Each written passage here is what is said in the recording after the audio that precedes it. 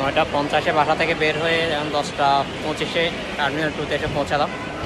কারণ আমাকে flight number ধরে কত নাম্বার গেট দিয়ে এন্ট্রি নেবো ওটা খুঁজতে হবে। আমার কলম্বোর ফ্লাইট শিডিউল ইয়েতে চলে আসছে, ডিসপ্লেতে চলে আসছে রাত 2টায় পরের সিরিয়ালটায়।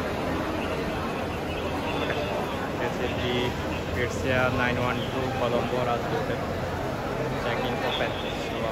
চেকিং করতে হবে, গেট নাম্বার তো যায়নি, নাম্বার গেটে যাবো। ওয়েল, এয়ারপোর্টে এন্ট্রি হয়ে গেল, এখন যাব রো এতে আমার বোর্ডিং পাসটা তাড়াতাড়ি নেওয়ার জন্য। অর্থাৎ আমার কলম্বো টু মালের টিকিটটা সিটটা জানালার পাশে লাগবে, উইন্ডো সিটে লাগবে, তাড়াতাড়ি গিয়ে ওখানে লাইন দাঁড়াতে হবে। A few minutes later. আমরা রোতে আসার 10 মিনিটের মধ্যে চেকিং শুরু হলো। হচ্ছে রেডিয়ার চেকিং কাউন্টার, এটা হচ্ছে রো এতে। আমরা যখন ঢুকটা ছিল রো বিতে, আমরা এতে এসে এদিকে চেকিং করছি। One eternity later.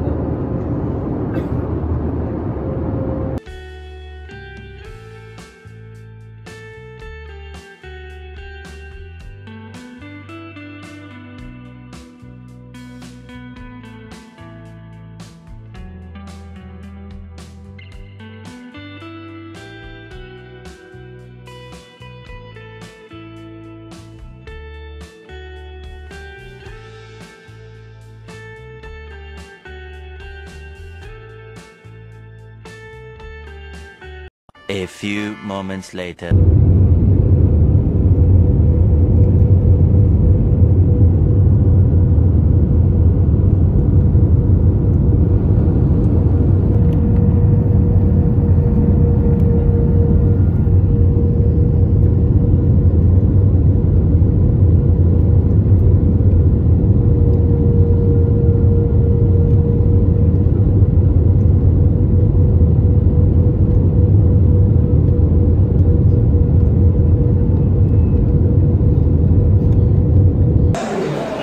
একদিন পরে সবাই হোটেলের নাম নিয়ে দাঁড়িয়ে থাকে।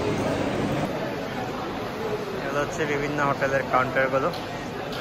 এখান থেকে সব আমার হচ্ছে ইলা গ্র্যান্ড, আর এদিকে একবার এক্সিট করলেই সামনেই হচ্ছে বিচ আর নদী। হচ্ছে মালদ্বীপ এয়ারপোর্টে অ্যারাইভাল গেট, আর সামনেই সমুদ্র। হচ্ছে বিভিন্ন আইল্যান্ডের স্পিড বোট এবং ক্রুজ বোঝায়।